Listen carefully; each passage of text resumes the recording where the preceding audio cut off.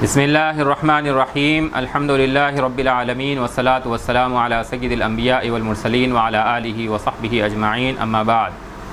الحمدللہ آج سیرت النبی علی صاحبہ الصلاۃ والتسلیم سے متعلق جو ہم خطبات شروع کیے ہیں اس کی چوتھی نشست ہے۔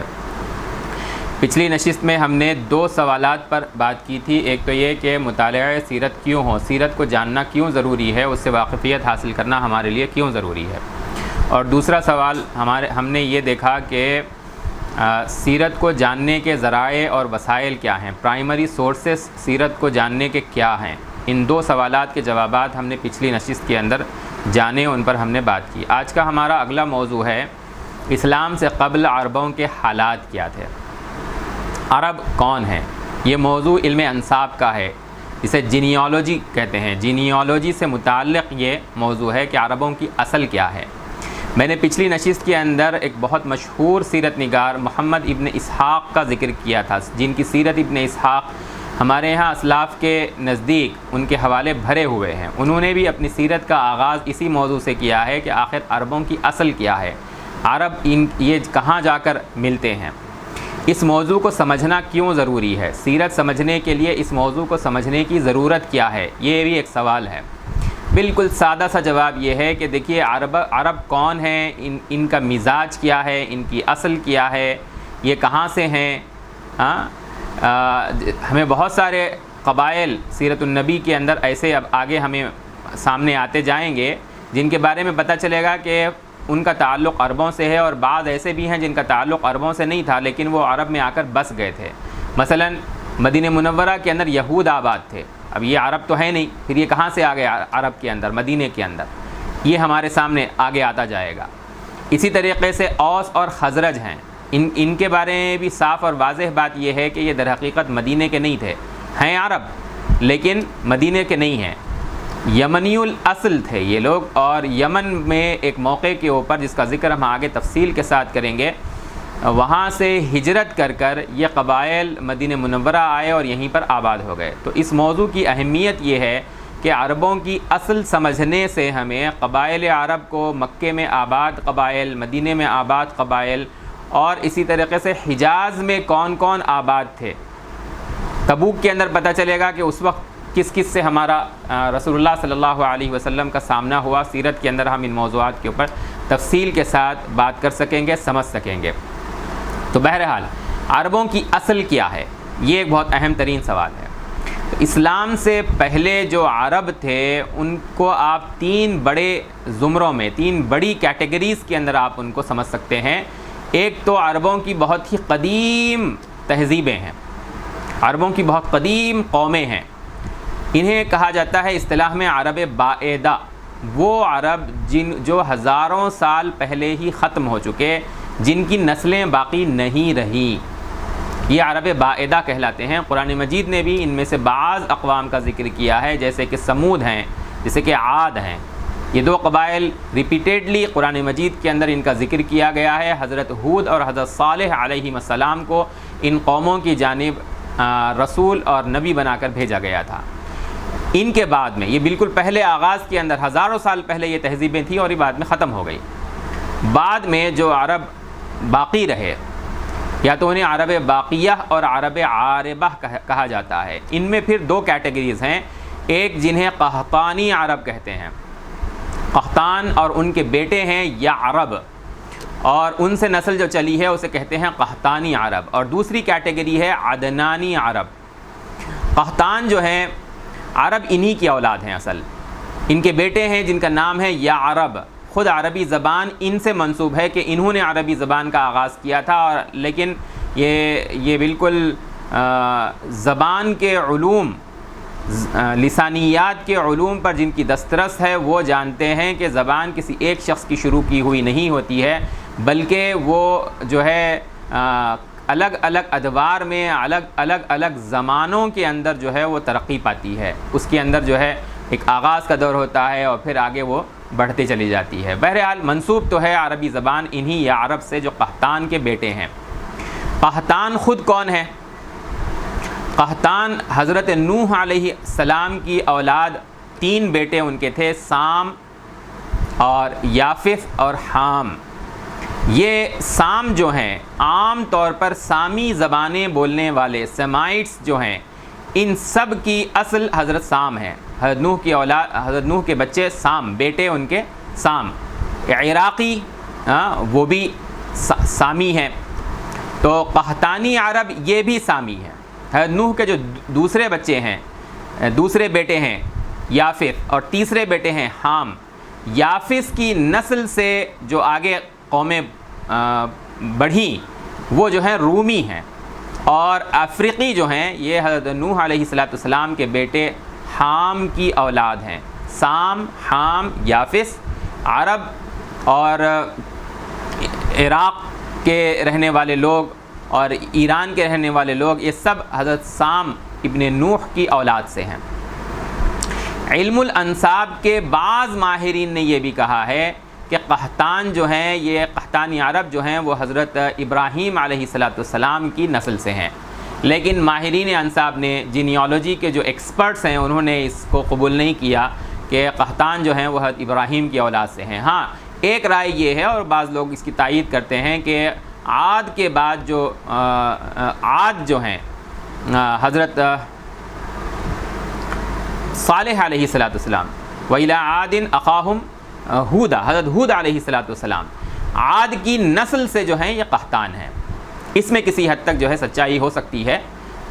قحطانی عرب ایک تو یہ کہ یہ حضرت سام کی اولاد سے ہیں، اور ایک امکان یہ بھی ہے کہ یہ حضرت ہود کے بیٹے ہیں، یہ حضرت ہود کی نسل سے ہیں، قوم ہود اور ان کی نسل سے ہیں.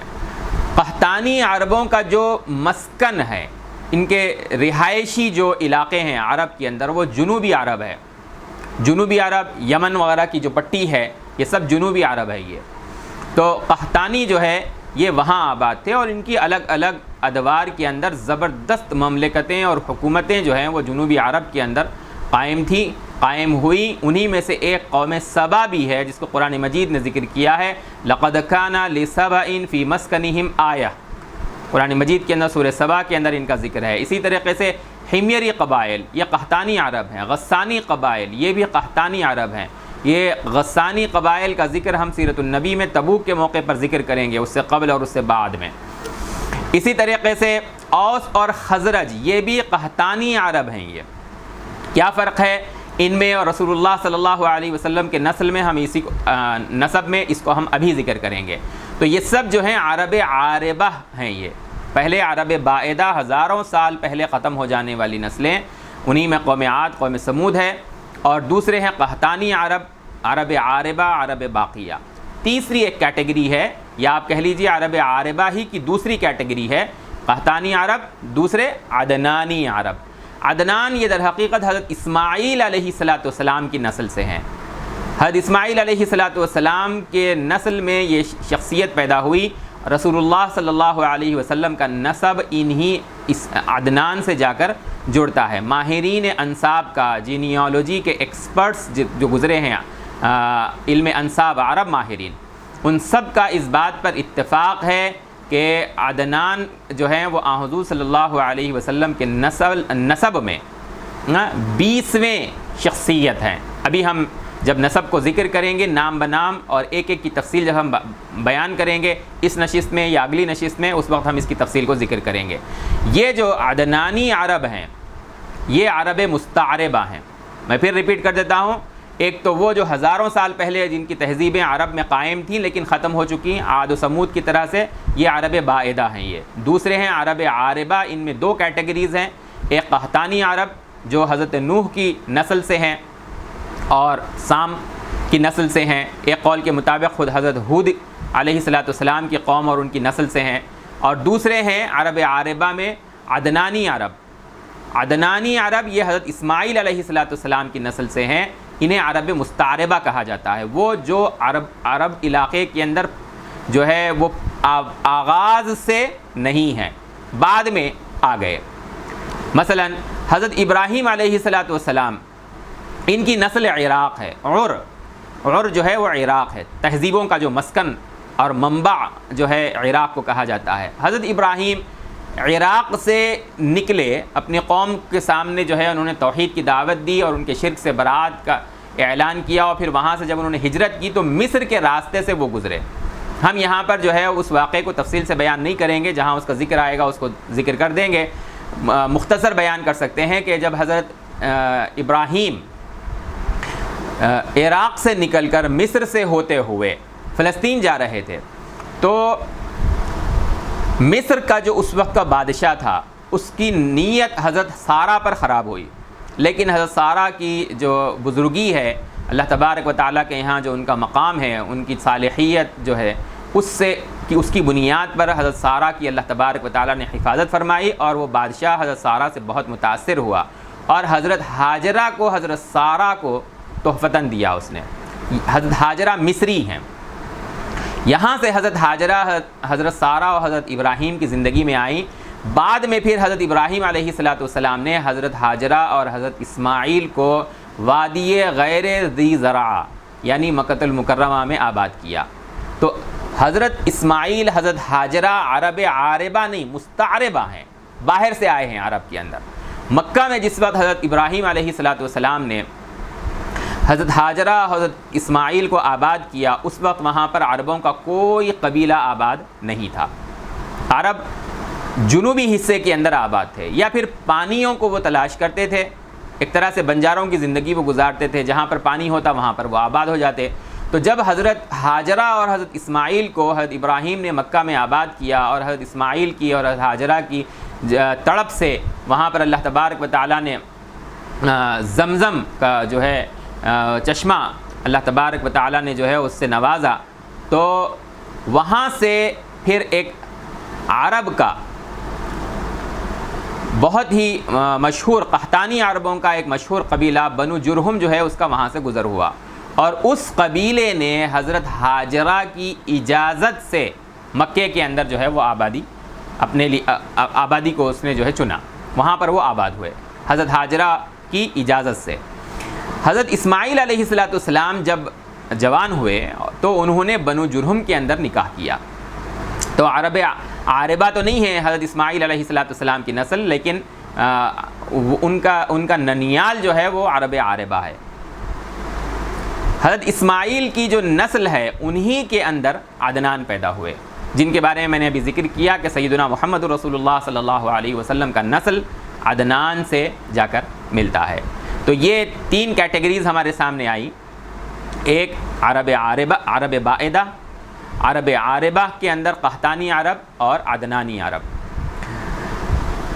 عدنانی عرب ان کی زبان حضرت اسماعیل سے پہلے کچھ اور تھی، لیکن بعد میں انہوں نے عربی زبان کو اختیار کیا اور پہلے کے جو عرب تھے ان سے زیادہ ان کی زبان عربی خوبصورت ہوئی، مضبوط ہوئی، ادبی بنی، ادبی شاہکار بنی۔ اس کی وجہ یہ تھی کہ مکہ جو ہے وہ عرب کے بالکل مرکزی علاقہ سنٹرل عربیہ جو ہے وہ اس میں واقع تھا یہ، اور قحطانی عرب کے جتنے قبائل ہیں وہ مکۃ المکرمہ سے گزرتے تھے مرکزی علاقہ ہونے کی وجہ سے۔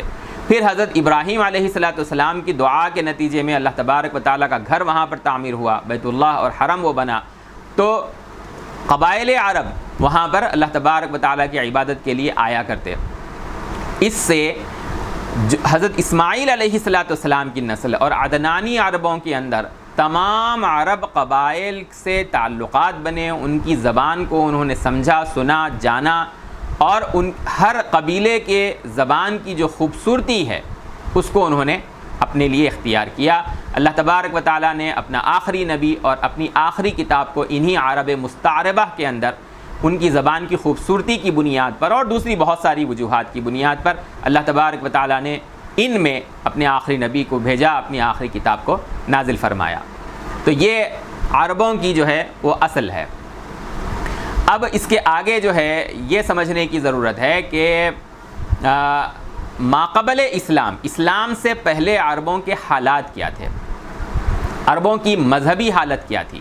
یہ ایک بہت اہم ترین موضوع ہے جس کو ہم رسول اللہ صلی اللہ علیہ وسلم کی دعوت اور اس کے آغاز سے پہلے جو حالات تھے اس کو سمجھنے کے لیے اس کا بھی سمجھنا جو ہے ضروری ہے۔ سب سے پہلی بات اس ضمن میں یہ ہے کہ دیکھیے اللہ تبارک و تعالیٰ نے قرآن مجید کے اندر یہ اصول بتلایا ہے کہ اللہ تعالیٰ نے ہر قوم کی جانب اپنے نبی کو بھیجا ہے۔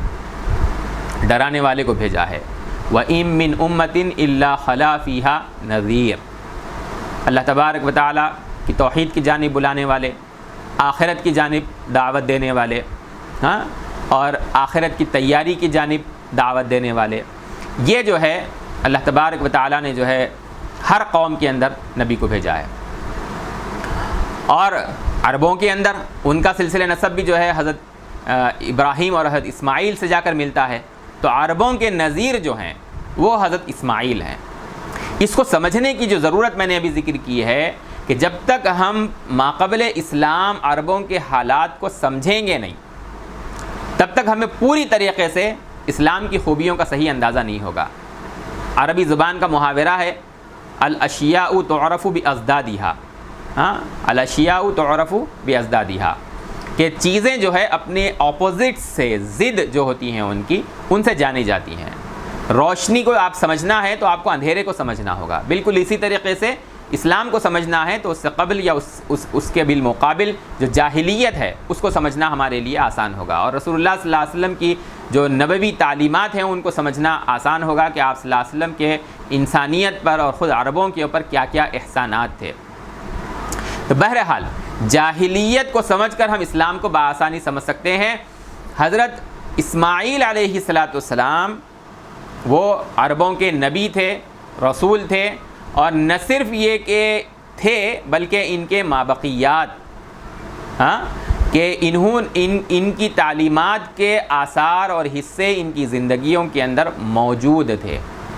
اگر ہم اس کو دیکھنا چاہیں تو اللہ کے گھر کا احترام اور اسی طریقے سے جو ہے مکہ کو حرم ماننا، یہ حضرت ابراہیم علیہ السلام اور حضرت اسماعیل علیہ السلام کے دین کے مابقیات کا حصہ ہیں۔ ایسی بہت ساری چیزیں ہمیں ملتی ہیں، مثلا اشہر حرم، عرب جو ہے وہ آپس میں ایک دوسرے سے جنگ و جدال کے اندر جو ہے وہ لگے رہتے تھے، ہمیشہ مستقل مسلسل ان کے درمیان جنگیں ہوتی رہتی تھیں۔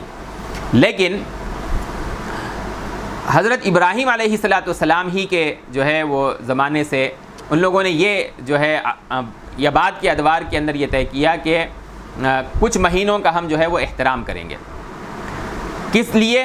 تاکہ ان مہینوں کے اندر ہم اللہ کے گھر تک پہنچیں اور وہاں پر ہم عبادت کر سکیں۔ یہ اشہر حرم کا تصور ان کے اندر جو ہے وہ حضرت ابراہیم علیہ السلام اور حضرت اسماعیل علیہ السلام کے دین کے مابقیات کا حصہ تھا۔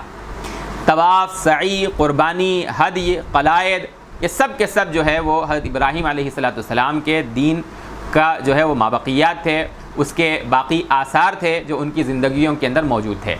سوال یہ ہے کہ حضرت ابراہیم جیسی ہستی، جن کو جو ہے رئیس الموحدین کہا جاتا ہے، موحدین کے وہ سردار ہیں، ابو الانبیاء ہیں، انبیاء کے جو ہے ایک سینکڑوں انبیاء کا سلسلہ ان کی نسل سے چلا ہے، تو آخر ان سے منسوب قوم جو ملت ابیکم ابراہیم ان کے بارے میں کہتا ہے، عربوں کے بارے میں کہ تمہارے باپ ابراہیم کی ملت کی طرف تم لوٹ آؤ، ان کے اندر، ان عربوں کے اندر شرک کہاں سے آ گیا؟ اس کی حقیقت رسول اللہ صلی اللہ علیہ وسلم نے کی ایک حدیث کے اندر موجود ہے۔ مسلم شریف نے میں امام مسلم رحمۃ اللہ علیہ نے اس حدیث کو نقل کیا ہے کہ ایک شخص ان کے درمیان عامر ابن لحی پیدا ہوا، قبیلہ خزاعہ کا۔ یہ آگے ہم جب مکہ کی تاریخ کو اس کے مقام پر ذکر کریں گے تو اس وقت اس کو واضح کریں گے کہ کیسے یہ مکہ المکرمہ کے اندر سردار بن گیا حضرت اسماعیل علیہ السلام کے بعد میں۔ تو عامر ابن لحی خزاعی نے جب اس کو سردار بنایا گیا تو وہ جو ہے عربوں کے اندر اس نے شرک کا سلسلہ شروع کیا۔ آپ صلی اللہ علیہ وسلم کا ارشاد ہے رأیت عامر ابن لحی، کہ میں نے جہنم میں عامر ابن لحی کو دیکھا، یجر قصبہ فی النار، اپنی آنتوں کو وہ گھسیٹے پھر رہا ہے۔ یہ امام مسلم رحمۃ اللہ علیہ نے اس کو نقل کیا ہے۔ امام ابن حجر اسقلانی نے فتح الباری کے اندر ابن اسحاق کی سیرت السیرۃ الکبریٰ سے ایک اور روایت نقل کی ہے کہ یہ اپنی آنتوں کو جہنم کے اندر گھسیٹے پھر رہا ہے عامر ابن لحی۔ کیوں؟ لِأَنَّهُ أَوَّلُ مَنْ غَيَّرَ دِينَ اسماعیل، اس لیے کہ یہ وہ پہلا شخص ہے جس نے حضرت اسماعیل علیہ السلام کے دین کے اندر جو ہے وہ تبدیلی کی۔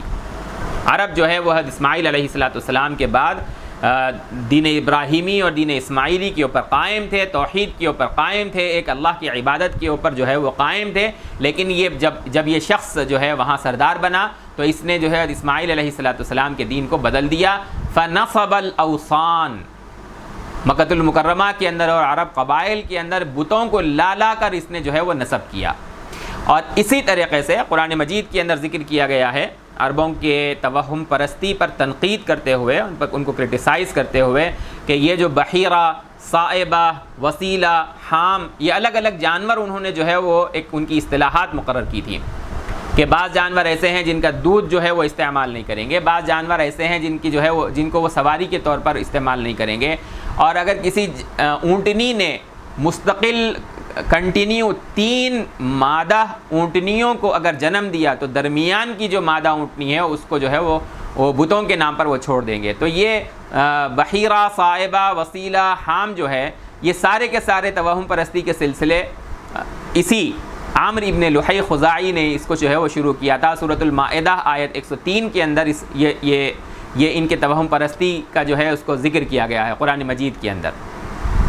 تو حضرت اسماعیل کے دین کو اس نے بدلا، بتوں کو یہ لے کر آیا، توہم پرستی کا سلسلہ اس نے شروع کیا۔ اس کی ایک شکل یہ بھی ہوئی کہ یہ شام جایا کرتا تھا، اور شام کے اندر عمالقہ جو ہے وہ آباد تھے، عمالقائٹس۔ عمالقہ بہت ہی جو ہے وہاں کی مشہور قوم، وہاں پر جو ہے یہ شرک کے اندر مبتلا ایک قوم تھی، اور توہم پرستی کے اندر مبتلا ایک قوم تھی، سپرسٹیشن ان کے اندر جو ہے وہ بھرا ہوا تھا۔ جب عامر ابن لحی وہاں پہنچا اور اس نے دیکھا کہ یہ لوگ جو ہے بت پرستی کے اندر مبتلا ہیں، تو عامر ابن لحی نے ان سے سوال کیا کہ بھئی تم ان کو کیوں پوچھتے ہو؟ تو انہوں نے جواب دیا کہ یہ ہمارے جو ہے پاور کے سورسز ہیں، ہم ان سے اپنی طاقت حاصل کرتے ہیں، بارش کو حاصل کرنا ہے، قحط سے ہم کو جو ہے نجات حاصل کرنا ہے، تو ہم ان کی عبادت کرتے ہیں، پرستش کرتے ہیں، اور اس کے بعد ہمارے لیے جو ہے وہ مسائل کھل جاتے ہیں، نعوذ باللہ ثم نعوذ باللہ۔ تو عامر ابن لحی ان سے متاثر ہو کر اس نے کہا کہ مجھے بھی چند جو ہے وہ تم اس طرح کا کوئی بت دو جس کو میں اپنے علاقے میں لے کر جاؤں اور وہاں پر جو ہے اس کی پرستش کی جائے۔ تو انہوں نے حبل جو ہے وہ اپنا بت عامر ابن لحی کو دیا۔ یہ حبل جو ہے یہ عربوں کا جو ہے کوئی قدیم دیوتا نہیں ہے، بلکہ یہ عمالقائٹس کا، عمالقہ کا جو ہے بت تھا، جس کو عامر ابن لحی مکۃ المکرمہ لے کر آیا، اور وہاں پر اس نے اس کو کعبے کے بالکل سامنے، دروازے کے سامنے اس نے اس کو نصب کیا۔ یہ سلسلہ صرف یہیں تک محدود نہیں رہا، بلکہ عامر ابن لحی، اچھا یہ حبل کے بارے میں یہ ذہن میں رہنا چاہیے کہ پھر بعد میں عربوں کا یہ معروف اور مقبول بت بن گیا۔ خود نبی کریم صلی اللہ علیہ وسلم کے دور میں جب آپ صلی اللہ علیہ وسلم مدینہ ہجرت کر کے پہنچے اور بدر کا واقعہ پیش آیا، اور اس میں جو سرداران قریش تھے، اسلام کے مخالف جتنے جغادری تھے، ان سب کا اس کے اندر جو ہے وہ قتل ہوا۔ ابو جہل کو بھی اس کے اندر جو ہے وہ قتل کیا گیا۔ اس کے دوسرے سال اس کا بدلہ لینے کے لیے قریش جب احد کی لڑائی کے لیے آئے، اور احد کے مقام کے اوپر جو ہے وہ معرکہ پیش آیا، مسلمانوں کو اللہ تبارک و تعالیٰ نے فتح عطا فرمائی، لیکن رسول اللہ صلی اللہ علیہ وسلم کی ایک ہدایت کو نظر انداز کرنے کے نتیجے میں وہ فتح جو ہے وہ وقتی طور پر شکست میں تبدیل ہوئی۔ اس وقت ابو سفیان ابن حرب جو اس وقت تک اسلام نہیں لائے تھے، قریش کی جو ہے وہ سرداری کر رہے تھے، اور اس جیش کے، اس لشکر کے جو ہے وہ بڑے بنے ہوئے تھے، تو انہوں نے اس وقت کہا تھا اعلو حبل۔ رسول اللہ صلی اللہ علیہ وسلم نے کہا کہ اس کو جواب دو۔ حضرت عمر نے پوچھا کہ یا رسول اللہ ہم کیا جواب دیں؟ تو آپ صلی اللہ علیہ وسلم فرمایا اللہ مولانا ولا مولا لکم، کہ تم جو ہے جس کی بڑائی اور برتری بیان کر رہے ہو اس کی کوئی حقیقت نہیں ہے، ہمارا مولا جو ہے وہ اللہ ہے، اور تمہارا جو ہے وہ کوئی مولا نہیں ہے۔ جب اللہ تمہارا مولا نہیں ہے تو پھر کوئی اور تمہارا کیسا مولا بن سکتا ہے، مددگار، حامی اور ناصر بن سکتا ہے؟ یہ وہی حبل ہے جس کو عامر ابن لحی خزاعی جو ہے وہ شام سے وہ بت لے کر آیا تھا۔ اس عامر ابن لحی خزاعی نے ایک اور لعنت اس نے یہ شروع کی کہ قدیم عربوں کے جو بت معروف تھے، ود، سواع، یغوث، یعوق، نصر، جن کا قرآن مجید کے اندر ذکر ہے کہ یہ قوم نوح کے بھی جو ہے وہ بت تھے، تو اس نے ان بتوں کی بھی جو ہے عبادت کا احیاء کیا، تجدید کی اس بدبخت نے، اور عرب کے الگ الگ قبائل کے اندر ان بتوں کو نصب کیا گیا اور ان کی عبادت شروع کی گئی۔ اور اس کی حقیقت جو ہے حضرت ابن عباس رضی اللہ تعالی عنہ کی ایک روایت ہے جس میں مذکور ہے کہ انسانیت میں، بنی نوع انسان میں شرک کا آغاز ہوا تو وہ انہی بتوں کی جو ہے وہ پرستش کر کے، اس کی بھی حقیقت بیان کی گئی تھی۔ حضرت ابن عباس رضی اللہ تعالیٰ عنہ کی حدیث کے اندر اس کی حقیقت بیان کی گئی کہ جب یہ ود، سواع، یغوث، یعوق اور نصر حضرت نوح علیہ السلام کے نیک بندے تھے اللہ کے، جب ان کا انتقال ہوا تو شیطان جو ہے وہ ان کے پاس آیا اور کہا کہ کیوں نہیں تم ان کی جو ہے یادگار اپنے درمیان قائم کر لیتے تاکہ تم نیکی کے لیے سبق ان کی یادگار سے حاصل کرو۔ ان لوگوں نے پوچھا ہم کیسے ان کی یادگار بنائیں، تو اس نے ان کو جو ہے ان کے بت بنا کر دیے، اور اس کا شروعات ایسے ہوئی کہ شروع میں یہ لوگ صرف احتراماً ان کے سامنے جو ہے وہ حاضر ہوتے تھے، بعد میں ان کے بچوں نے اپنے بڑوں کو ان کا احترام کرتے ہوئے دیکھا اور ان کے سامنے جھکنے لگے، پھر سجدہ کرنے لگے، پھر دعائیں اور منتیں مانگنے لگے اور قربانیاں دینے لگے ان کے سامنے، اور باقاعدہ جو ہے وہ ان کو اللہ تبارک و تعالیٰ کے ساتھ عبادت کے اندر شریک کر لیا گیا۔ یہ جو ہے یہ ان کی حقیقت تھی۔ ان بتوں کو اس عامر ابن لحی خزاعی نے جو ہے وہ عربوں کے درمیان پھر سے عام کیا۔ اس بدبخت نے جو کلمہ توحید حضرت ابراہیم علیہ السلام نے عربوں کو دیا اور اپنے موحدین کو دیا، اللہ کے بندوں کو دیا، اللہ کے بندوں کو سکھلایا، اس کلمہ توحید اور تلبیہ کے اندر بھی جو ہے اس میں تبدیلی کر دی۔ جب زائر، حاجی اور معتمر مکۃ المکرمہ کے سفر کا ارادہ کرتا ہے اور سفر شروع کرتا ہے تو وہ تلبیہ پڑھتا ہے، لبیک اللہم لبیک لبیک لا شریک لک لبیک ان الحمد والنعمت لک لا شریک لک۔ اس بدبخت نے اس کلمہ توحید اور تلبیہ توحید میں اضافہ کیا، الا شریکا ہو لک تملکہ وما ملک۔ اب اس کلمے کے ذریعے سے کلمہ توحید جو ہے وہ ایک شرکیہ کلمہ بن گیا کہ سوائے ان کے جو ہے تیرے ساتھ شریک ہیں، ہاں یہ جو آپ تو سب چیزوں کے مالک ہیں، اور ان کے بھی جو یہ بت جو ہے اپنی ملکیت اس کے اوپر رکھتے ہیں، تو ایک شرکیہ پہلو اس نے تلبیہ کے اندر بھی جو ہے وہ شامل کر دیا۔ صحیح مسلم کے اندر جو ہے وہ حضرت ابن عباس رضی اللہ تعالی عنہ کی یہ حدیث مذکور ہے، ود، سواع، یغوث، یعوق، نصر کا بھی اسی نے آغاز کیا، ان کی عبادت اور کی تجدید اور احیاء اس عامر ابن لحی خزاعی نے کی، اور اسی طریقے سے جو ہے جو تلبیہ کلمہ توحید پر مشتمل تھا اس کو بھی اس نے بدل ڈالا۔ یہ قرآن مجید میں سورہ نوح کے اندر جو ہے ود، سواع، یغوث، یعوق اور نصر کا ذکر ہے، جس میں قوم نوح حضرت نوح علیہ السلام کے مقابلے میں کہتی ہے لا تذرن آلہتکم ولا تذرن ودا ولا سواعا ولا یغوث ویعوق ونصرا۔ سورہ نوح کی یہ آیت ہے جس کے اندر جو ہے ان بتوں کو اس کے اندر ذکر کیا گیا ہے۔ سطح ارض پر، روح ارض پر خدا کی ذات کے ساتھ سب سے پہلے اگر کسی کو شریک کیا گیا حضرت ابن عباس رضی اللہ تعالی عنہ کی حدیث کے مطابق تو وہ یہ بت تھے جو در حقیقت قوم نوح کے نیک لوگ تھے۔ بہرحال یہ عامر ابن لحی خزاعی کا ذکر میں نے کر دیا کہ حضرت ابراہیم علیہ السلام اور حضرت اسماعیل علیہ السلام کے بعد ان کی نسل توحید کے اوپر قائم تھی، لیکن ان کے بعد مکۃ المکرمہ کے اندر ایک موقع ایسا آیا کہ عامر ابن لحی سردار بنا وہاں کا، تو اس نے توحید کے اندر جو ہے وہ شرک کی آمیزش اور ملاوٹ کر دی۔ اس کا جو زمانہ ہے عامر ابن لحی خزاعی کا جو زمانہ ہے وہ حضرت عیسیٰ علیہ السلام کے رفعت سماوی کے بعد پہلی صدی عیسوی جو ہے اس دور کے اندر یہ مکۃ المکرمہ کے اندر اس کا دور رہا ہے عامر ابن لحی کا۔ یہ واضح ہونا چاہیے کہ عرب کوئی کیلنڈر جو ہے وہ استعمال نہیں کرتے تھے، جیسے کہ اس وقت کی دنیا کی دیگر قومیں ہیں جو اپنا ایک کیلنڈر استعمال کرتی تھیں، جو بھی اس وقت کا تھا۔ عربوں کا حال تھا کہ وہ واقعات کے نسبت سے فلاں واقعہ اس وقت پیش آیا تھا، فلاں واقعہ اس وقت پیش آیا تھا، اس نسبت سے جو ہے وہ سالوں کو یاد رکھتے تھے۔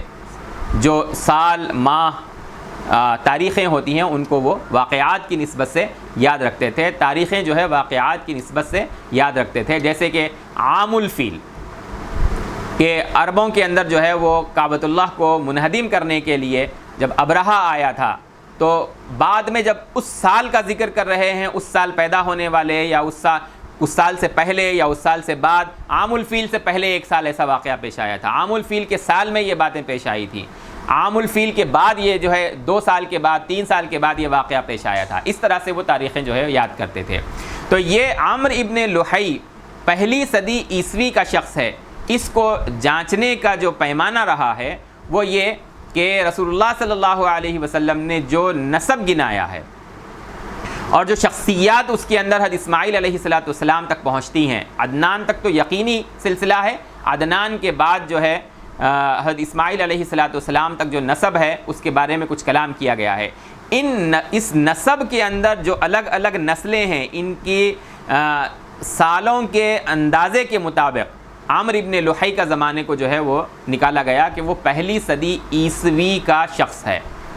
آپ کو پتہ ہے کہ رسول اللہ صلی اللہ علیہ وسلم کی پیدائش کا سال, جس کو ہم آگے بھی ذکر کریں گے, 570 عیسوی ہے. یعنی آپ صلی اللہ علیہ وسلم کے تقریباً 300-400 سال کے آس پاس پہلے جو ہے یہ عمرو ابن لحی خزاعی تھا. اور ان 3-4 صدیوں کے اندر دین ابراہیم اور دین اسماعیل کے بہت ہی مبہم آثار عربوں کے اندر باقی رہے, ورنہ عرب جو ہے بدترین طریقے سے شرک کے اندر جو ہے وہ مبتلا ہو گئے. اور جب کسی قوم کے اندر صحیح عقیدہ مٹ کر باطل جو ہے وہ داخل ہو جاتا ہے, شرک داخل ہوتا ہے, گمراہی داخل ہوتی ہے, بدعات اور خرافات داخل ہوتی ہیں, عام طور پر اس کی وجہ بنتی ہے علم کی کمی. انبیاء علیہ السلام کے علم سے جب دوری اختیار کی جاتی ہے تو پھر جو ہے وہ بدعات اور خرافات سے سلسلہ شروع ہوتا ہے اور شرک پر جو ہے اس کا انجام اور نتیجہ پہنچتا ہے. اسی طریقے سے عمرو ابن لحی کے اندر ایک اور چیز دکھائی دی کہ جب وہ عمالقہ سے جب وہ ملا, تجارتی سفر کے لیے وہ جو ہے شام جایا کرتا تھا, تو عمالقہ سے وہ بہت متاثر تھا ان کی مادی ترقیات سے مرعوب ہو کر. یہ جو مادی ترقیات سے مرعوب ہونا ہے اور اپنے پاس علم کی جو دولت ہے اس کی حقیقت کو نہ سمجھنا ہے یا اس کو معمولی سمجھنا ہے, اس سے بھی آدمی جو ہے وہ بہکنے لگتا ہے. اسی طریقے سے اگر باطل کو حکومت حاصل ہو جائے, حق مغلوب ہو جائے, تو باوجود یہ کہ حق سچائی رکھتا ہے لیکن حکومت کسے جو ہے وہ متاثر ہوتا ہے اور باطل کو قبول کر لیتا ہے. عمالقہ کے پاس جو ہے وہ مادی ترقیات تھی, حکومت نے وہ عربوں سے بہت زیادہ منظم تھے, بہت زیادہ جو ہے وہ مضبوط تھے, تو عمرو ابن لحی نے ان کے اثر کو قبول کیا.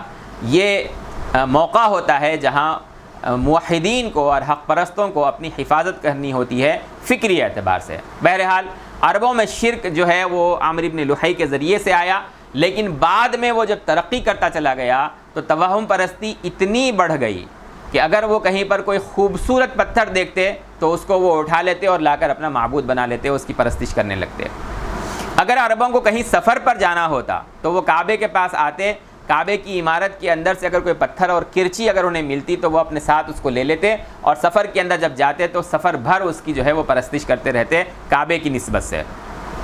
اسی طریقے سے اگر ان کو کبھی پتھر نہ ملتا کسی سفر کے اندر تو ان کے اندر شرک اس درجے سرایت کر گیا تھا کہ وہ ریت لیتے اور اس کے اندر جو ہے پانی ملاتے. اگر پانی نہیں ملتا تو ان کے پاس اونٹنی یا بکری ساتھ میں ہوتی تو اس کا دودھ دھوتے اور اس کے اندر جو ہے وہ اس کو ملا کر اس کا ایک مجسمہ تیار کر کر اسی کی پرستش کرنا شروع کر دیتے. یہ شرک اس درجے عربوں کے اندر جو ہے وہ سرایت کر گیا تھا. اتنی توہم پرستی ان کے اندر آ گئی کہ حضرت ابراہیم علیہ السلام کے دین کا جو وقار تھا اس کو انہوں نے جو ہے وہ برباد کر لیا. اسی طریقے سے عربوں کے جو بت تھے جن کی وہ پرستش کرتے تھے, عبادت کرتے تھے, اس میں ایک عجیب و غریب واقعہ ہے. اساف و نائلہ یہ 2 بت تھے جو صفا اور مروہ پہاڑی کے اوپر انہوں نے نصب کیا تھا, جس کی حقیقت مورخین نے بیان کی ہے کہ یہ کوئی جو ہے نیک لوگ نہیں تھے جس کو انہوں نے اپنا بت بنا لیا ہو پرستش کرنے کے لیے, عبادت کرنے کے لیے خدا بنا لیا ہو, الہ بنا لیا ہو, بلکہ اس کی حقیقت یہ تھی کہ یہ دونوں عشق کے اندر مبتلا تھے، اساف و نائلہ مرد و عورت عشق کے اندر مبتلا تھے، انہیں اپنی جو ہے خواہش پورا کرنے کے لیے کوئی جگہ نہ ملی، تو نعوذ باللہ ان بدبختوں نے اللہ کے گھر کے اندر داخل ہو کر وہاں اپنی ضرورت کو پورا کیا، اپنی خواہش کو پورا کیا، اللہ تبارک و تعالیٰ کے غضب کا یہ شکار ہوئے اور انہیں جو ہے وہ پتھر کا بنا دیا گیا۔ اور اس وقت وہاں پر جو لوگ موجود تھے انہوں نے اس چیز کو جو ہے ان کی کوئی خوبی سمجھ کر ان کو اپنے الہ اور خدا کے طور پر چنا، صفا کے اوپر ایک بت کو رکھا اور مروہ کے اوپر ایک بت کو رکھا۔ اس کے درمیان جب سعی کرتے وہ حضرت ہاجرہ کے دور سے جو سلسلہ چلا آ رہا تھا، اس وقت جو ہے یہ ان بتوں کے آگے ٹھہرتے اور جو ہے ان کی بھی پرستش کرتے۔ تو جب اسلام آیا تو صحابہ کرام رضوان اللہ علیہم اجمعین کو شبہ ہوا کہ بھائی ان دو پہاڑیوں کے اوپر تو بت ہیں، اور یہ جو سعی ہو رہی ہے یہ تو شرکیہ مراسم کا حصہ لگتا ہے، تو کیا ہمیں یہ کرنا چاہیے؟ تو اللہ تبارک و تعالیٰ نے قرآن مجید میں اس شبہ کو صاف کیا، ان الصفا والمروۃ من شعائر اللہ، کہ یہ اللہ کے شعائر میں سے ہے۔ یہ جو حرکت ہوئی ہے وہ بعد کی جو ہے حرکت ہے، حضرت عائشہ صدیقہ رضی اللہ تعالیٰ عنہا نے اس واقعے کو نقل کیا ہے، یہ بعد کی حرکت ہے، اور تمہیں جو ہے سعی صفا و مروہ کی جو ہے کرنا ہے حج اور عمرے کے درمیان۔ وہاں کی جو تعبیر ہے جب ہم اس کو پڑھتے ہیں تو صاف اندازہ ہوتا ہے کہ وہ اس شبہ کے ازالے کے لیے قرآن مجید کی آیت نازل ہوئی۔ بہرحال عرب رسول اللہ صلی اللہ علیہ وسلم کی بعثت سے پہلے بدترین شرک میں مبتلا تھے۔ دین ابراہیمی ان کا آغاز تھا، دین اسماعیلی ان کا آغاز تھا، لیکن یہ اس دین کے اوپر قائم نہیں رہے، اور عامر ابن لحی خزاعی نے ان کے درمیان شرک کو شروع کیا، بت پرستی اور توہم پرستی کو اس نے شروع کیا، اور بعد میں وہ ترقی کرتے کرتے کرتے اس درجے سرایت کر گیا کہ کعبے کے اطراف میں 360 بتوں کا اضافہ ہو گیا۔ ہاں، کوئی ان میں سے انسان کی شکل کا بت تھا، کوئی ان میں سے جانور کی شکل کا بت تھا، آدھا کوئی جو ہے وہ انسان کا ہے، آدھا جانور کا ہے۔ سیرت نگاروں نے اس کو نقل کیا ہے۔ فتح مکہ کے موقع پر رسول اللہ صلی اللہ علیہ وسلم نے ان بتوں کو پاش پاش کیا، جاء الحق وزہق الباطل ان الباطل کان زہوقا، اس کو جب وہ مقام آئے گا ہم اس کو ذکر کریں گے۔ اسی طریقے سے دین ابراہیمی اور دین اسماعیلی میں جن فرشتوں کا ذکر جو ہے وہ ملتا ہے تمام انبیاء علیہم السلام کے یہاں، خود سیدنا محمد الرسول اللہ صلی اللہ علیہ وسلم نے جو دین ہمیں دیا، قرآن مجید اللہ تبارک و تعالیٰ کی کتاب ہمیں دی، اس میں یہ واضح کیا کہ اللہ تعالیٰ نے صرف انسانوں کو پیدا نہیں کیا بلکہ اللہ تعالیٰ کی بہت ساری مخلوق ہیں۔ وما يعلم جنود ربک الا هو، انہی میں سے ایک فرشتے بھی ہیں جو اللہ تبارک و تعالیٰ کے حکم کی تعمیل کے لیے پیدا کیے گئے ہیں۔ یہ اللہ تعالیٰ کی مخلوق ہیں، اللہ کی اولاد نہیں ہے، لیکن عربوں نے فرشتوں کو اللہ کی بیٹی ماننا شروع کر دیا۔ اللہ تبارک و تعالیٰ کی فرشتوں کو بیٹیاں قرار دیا اور ان کی وہ پرستش کیا کرتے تھے۔ جب ہم رسول اللہ صلی اللہ علیہ وسلم کی دعوت کا ذکر کریں گے تو اس میں ہم بتائیں گے کہ اس پر کس طرح سے تنقید کی گئی ہے۔ یہ عربوں کا جو ہے وہ شرکیہ ماحول تھا۔ آپ صلی اللہ علیہ وسلم کی آمد سے پہلے بری طریقے سے وہ شرک میں مبتلا تھے۔ کعبہ جو توحید کا مرکز ہے اس کو شرک کا انہوں نے اڈا بنایا۔ ان کی زندگیوں کے اندر جو ہے وہ شرک در آیا، جاہلیت کی بدترین رسومات ان کے اندر آئی، بیٹیوں کو جو ہے وہ زندہ درگور کر دیا کرتے تھے، ناجائز رشتے قائم کرنا، زنا کرنا جو ہے ان کے ہاں کوئی بری بات نہیں تھی، اور کمزور جو ہے وہ طاقتور دبا لیا کرتا تھا۔ ہر معاشرے کے اندر جس کے پاس طاقت ہے، قبیلے کی قوت ہے، وہ جو ہے وہ طاقتور ہے، وہ دوسروں کے ساتھ جو چاہے سلوک کرے۔ قافلوں کو لوٹنا، انسانوں کو آزاد انسانوں کو غلام بنانا، قافلوں کو لوٹ کر، ان لوگوں کے درمیان بالکل عام بات تھی۔ کسی قافلے کو لوٹا، ان لوگوں کو جو ہے وہ غلام بنایا اور کسی بازار کے اندر لے جا کر بیچ دیا۔ لیکن انہی کے درمیان کچھ درجے کے اندر اللہ تبارک و تعالیٰ سے مضبوط تعلق رکھنے والے بہت محدود تعداد کے اندر برائے نام لوگ موجود تھے، جنہیں اصطلاح کے اندر حنفاء کہا جاتا ہے۔ حنیف کہتے ہیں ایسے شخص کو جو شرک سے دور ہو کر اللہ تبارک و تعالیٰ کی طرف رجوع کر لے۔ حنیف گریز کرنے والا، ایک عام دھارا چل رہا ہے اس سے ہٹ کر اپنی راہ بنانے والا۔ حضرت ابراہیم علیہ السلام کی بھی قرآن مجید کے اندر جو ہے وہ صفت بیان کی گئی ہے کہ وہ حنیف تھے۔ ایسے حنفاء خود مکہ کے اندر بھی موجود تھے، لیکن بہت محدود تعداد کے اندر۔ رسول اللہ صلی اللہ علیہ وسلم نے خود جو ہے ایسے ایک مشہور حنیف کا ذکر کیا، قص ابن ساعدہ، جو مکہ کے سے تعلق نہیں تھا ان کا، قریش سے بھی ان کا تعلق نہیں تھا، بنو ایاد ایک قبیلہ ہے اس سے ان کا تعلق تھا، جو بحرین کے اطراف کے علاقے کے اندر آباد تھے۔ آپ صلی اللہ علیہ وسلم کی بالکل نوجوانی کا دور، جب قص جو ہے وہ مکہ حج یا عمرے کے لیے آتے تو عربوں کو توحید کی طرف بلاتے، شرک سے روکتے، اور آپ صلی اللہ علیہ وسلم کے پاس جب بالکل آخری دور میں مدینہ منورہ کے جو سنت الوفود ہے، جس کے اندر دور دراز کے قبائل نے آ کر آپ صلی اللہ علیہ وسلم کے پاس اسلام قبول کیا، بنو ایاد بھی آئے بحرین سے سن 9 ہجری کے اندر، تو آپ صلی اللہ علیہ وسلم نے ان سے قص ابن ساعدہ کے بارے میں سوال کیا کہ وہ کہاں ہیں، تو انہوں نے کہا کہ وہ تو بہت پہلے ان کا انتقال ہو گیا۔ تو آپ صلی اللہ علیہ وسلم نے اس وقت کہا کہ میں نے قص کو دیکھا کہ وہ قریش کو جو ہے بہت ہی مسحور کن وہ تقریر کر رہے تھے، توحید سمجھا رہے تھے، آخرت کی فکر کرنے کی طرف وہ راغب کر رہے تھے۔ آپ صلی اللہ علیہ وسلم نے ان قص ابن ساعدہ حنیف کا جو ہے وہ ذکر کیا ہے۔ ایسے حنفاء مکے کے اندر جو تھے وہ ان کا سیرت نگاروں نے ذکر کیا ہے کہ ایک موقع کے اوپر ان کے علاوہ، قص بن ساعدہ کے علاوہ جو حنفاء ہیں اور جو مکے سے تعلق رکھتا تھے، ان کے بارے میں ذکر کیا گیا ہے کہ یہ مشہور حنیف 4 شخصیات ہیں۔ آپ صلی اللہ علیہ وسلم کی بعثت سے پہلے، بلکہ آپ صلی اللہ علیہ وسلم کی پیدائش سے بھی پہلے، مکے کے اندر وہاں کا جو شرکیہ ماحول تھا، ان قبائل نے اعلان کیا کہ بھائی ہم شہر سے باہر جو ہے وہ ایک میلہ لگائیں گے، عام طور پر جیسے شرقیہ اقوام کے اندر ہوتا ہے، اور وہاں پر جو ہے تمام قبائل جمع ہوں گے شہر سے باہر، اور اپنے بتوں کی جو ہے وہاں پر پرستش کریں گے، منتیں مانگیں گے، قربانیاں دیں گے، شرکیہ اعمال ان کے سامنے کریں گے۔ تو پورا شہر اس میلے کے اندر جو ہے وہ امٹ پڑا، اس فیسٹیول میں امٹ پڑا۔ پورے شہر کے اندر صرف 4 لوگ جو ہے وہ باقی رہ گئے۔ اب یہ جو باقی رہنے والے لوگ تھے، انہوں نے آپس میں ایک دوسرے سے استفسار کیا، بھائی تم کیوں نہیں گئے، تم کیوں نہیں گئے؟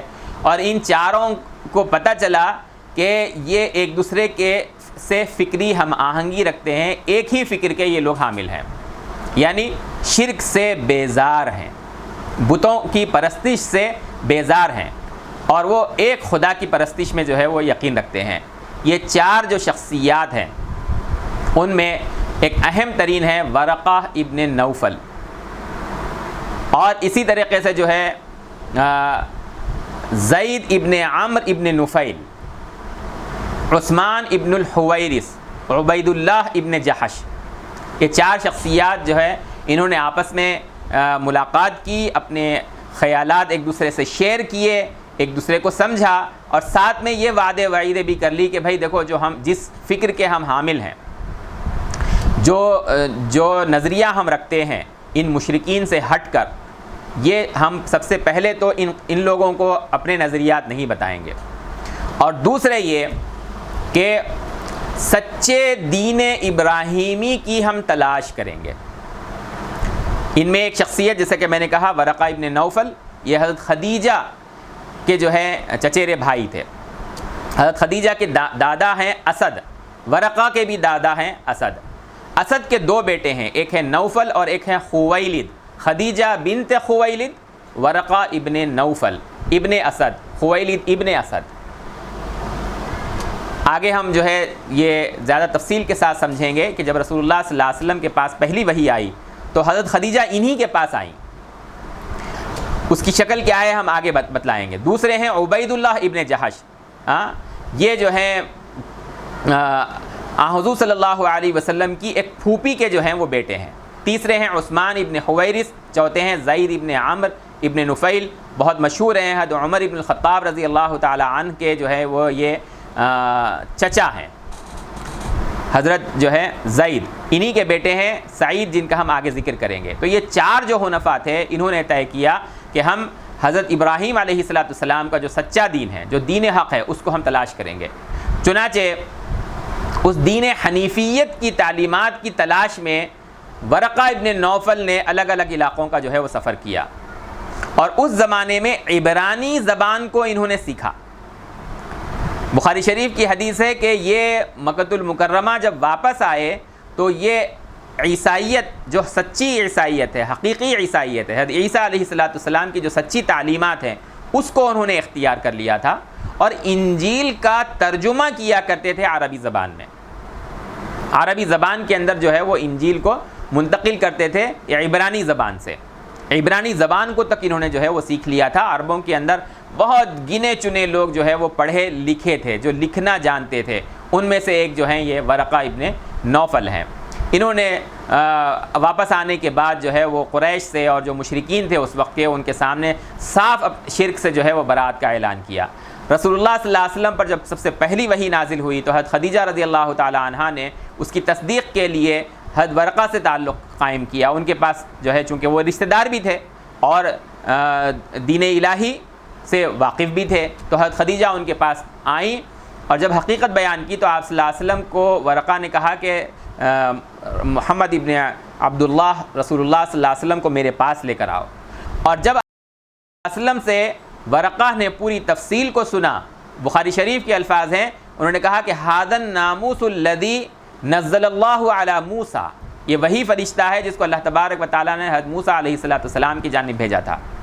اور ورقہ ابن نوفل نے اس وقت آپ صلی اللہ علیہ وسلم کے سامنے ایک تمنا کی، ایک خواہش کی، یا لیتنی فیہا جزعا یا لیتنی اکون حیا اذ یخرجک قومک، کاش کہ میں اس وقت زندہ ہوتا کاش کہ میں اس وقت زندہ رہوں جب کہ آپ کی قوم آپ کو یہاں سے نکال باہر کرے گی، کاش کہ میں اس وقت مضبوط رہوں تاکہ میں آپ کی مدد کر سکوں. رسول اللہ صلی اللہ علیہ وسلم نے ورقہ کے سامنے، ورقہ ابن نوفل کے سامنے بڑی حیرت کا اظہار کیا کہ اب مخرجیہم، یہ لوگ مجھے یہاں سے نکالیں گے جو مجھے الصادق الامین کہتے ہیں، اتنا احترام کرتے ہیں، یہ مجھے یہاں سے نکالیں گے؟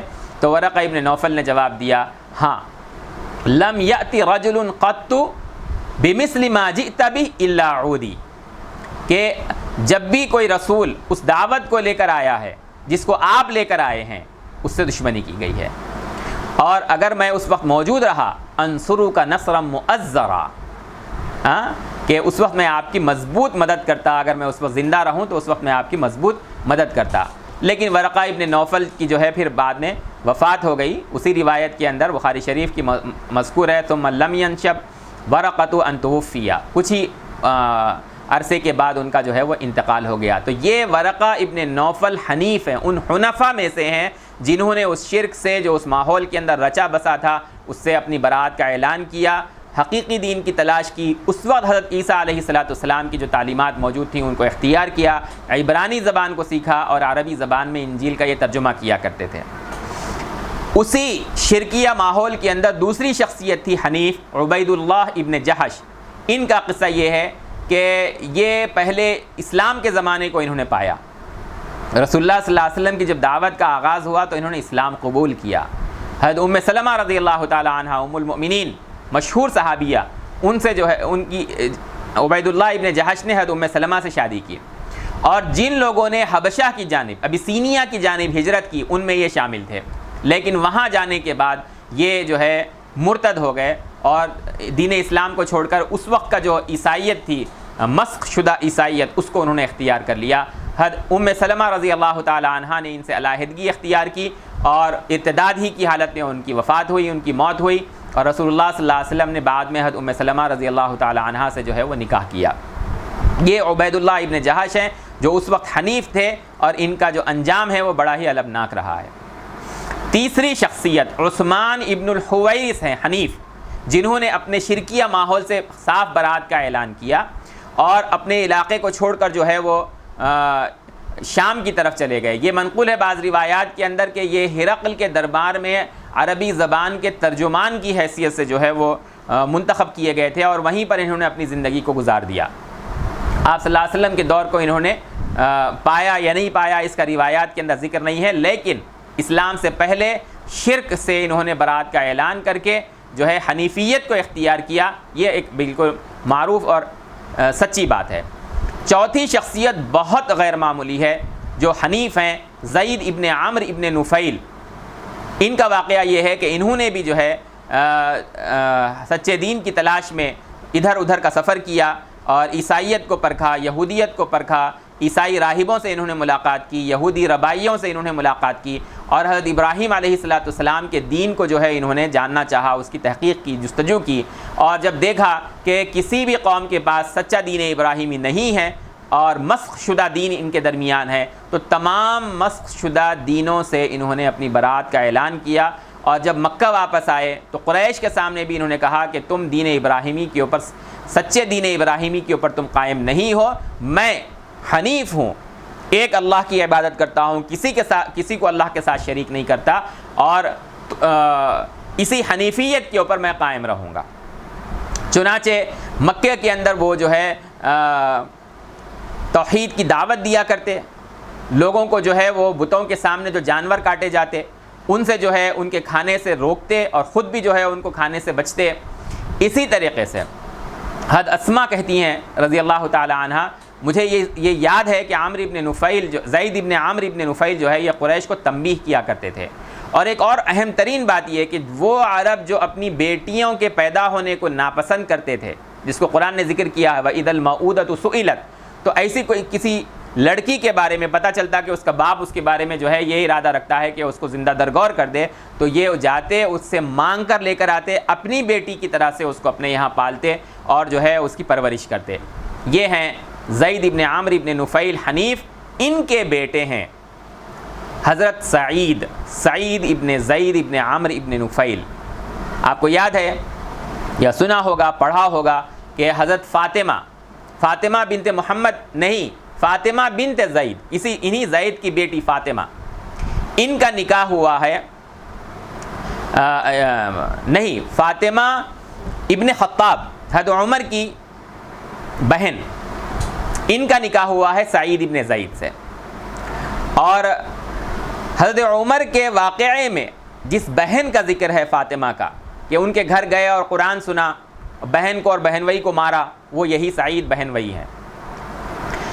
کوئی عام صحابی بھی نہیں ہے، صحابہ کی خود اپنی ایک شان ہے، لیکن صحابہ میں بھی جو ہے ایک دوسرے سے فضیلت رکھنے والے ہیں۔ حضرت سعید ابن زید، یہ زید حنیف کے بیٹے عشرہ مبشرہ میں سے ہیں۔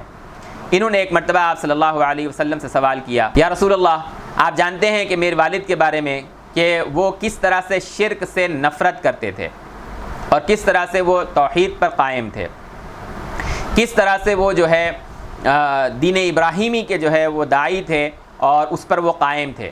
اور آپ صلی اللہ علیہ وسلم نے خود بیان کیا ہے بعض روایات کے اندر کہ اپنی جوانی کی عمر میں آپ صلی اللہ علیہ وسلم نے زید ابن عامر سے ملاقات کی، اور جب وہ قریش کو ٹوکتے تھے، روکتے تھے، تو شرک کی مخالفت کرنے کا جو ان کا موقف تھا اس کے بارے میں آپ صلی اللہ علیہ وسلم کے اور زید ابن عامر ابن نفیل کے جو ہے وہ مکالمے، تبادل کلام موجود ہے۔ تو حضرت زید نے ایک مرتبہ پوچھا کہ یا رسول اللہ میرے والد کا انجام کیا ہے؟ تو رسول اللہ صلی اللہ علیہ وسلم نے فرمایا کہ قیامت کے دن زید ایک امت کے طور پر اٹھائے جائیں گے۔ اور واقعہ معراج کے بعد جب وہ واپس آئے، آپ صلی اللہ علیہ وسلم جب واپس آئے تو آپ نے کہا کہ میں نے دیکھا کہ اللہ تبارک و تعالیٰ نے زید ابن عامر ابن نفیل کے لیے جنت کے 2 باغات جو ہے وہ بنائے ہیں۔ یہ زید آپ صلی اللہ علیہ وسلم کی بعثت سے 5 برس قبل ان کا انتقال ہو گیا۔ یہ عربوں کے جو ہیں وہ حالات ہیں کہ ان کی اکثریت حضرت ابراہیم اور حضرت اسماعیل علیہ السلام کے بعد شرک میں مبتلا ہوئی، بدترین شرک میں مبتلا ہوئی۔ عامر ابن لحی خزاعی جو ہے وہ اس کا ذمہ دار بنا۔ بعد میں علم کی کمی کی وجہ سے پورے عربوں کے اندر جو ہے چند صدیوں کے اندر بدترین شرک پھیلا۔ شرک کے ساتھ ساتھ جو ہے وہ سماجی برائیاں ان کے اندر پھیلی، اخلاقی برائیاں ان کے اندر پھیلی۔ طاقتور جو ہے وہ کمزور کو دبا دیتا، مردار یہ کھاتے۔ حضرت جعفر جو ہے نجاشی کے دربار میں اس نقشے کو وہ کھینچتے ہیں کہ آپ صلی اللہ علیہ وسلم کی بعثت سے پہلے عربوں کے کیا حالات تھے۔ دھوکہ دینا، بے ایمانی کرنا، قتل کرنا، لوگوں کے مال کو لوٹ لینا، قافلوں کو لوٹنا اور جو ہے آزاد لوگوں کو غلام بنانا، یہ ان کا جو ہے وہ عام معمول تھا۔ لیکن انہی کے درمیان حنفاء بھی موجود تھے، اور یہ حنفاء جو ہیں وہ مکہ کے اندر دور دراز کے علاقے میں بھی تھے، جیسے کہ قص ابن ساعدہ کا ذکر کیا گیا ابھی، اور مکہ کے اندر بھی اس طرح کی 4 شخصیات موجود تھیں۔ ہم آگے دیکھیں گے کہ دوسرے قبائل کے اندر بھی شرک کو رد کرنے اور شرک سے بیزاری کے کچھ آثار موجود تھے۔ اس کی تفصیل ہم آگے ذکر کرتے جائیں گے۔ مکہ میں جو تھے ورقہ ابن نوفل عبید اللہ ابن جحش، عثمان ابن الحویرث اور زید ابن عامر ابن نفیل، جن کے بیٹے بعد میں حضرت سعید ابن زید انہوں نے اسلام قبول کیا۔ آج ہم اسی کے اوپر اکتفا کرتے ہیں، اور آگے ہم ذکر کریں گے کہ عربوں کے علاوہ دنیا کے اندر دیگر علاقوں کے اندر جو ہے وہ کیا حالات تھے، روم کے کیا حالات تھے، ایران کے کیا حالات تھے، فارس کے کیا حالات تھے۔ اس کو ہم اگلی نشست کے اندر ذکر کریں گے۔ اقول قولی ھذا استغفر اللہ لی ولکم ولسائر المسلمین والمسلمات۔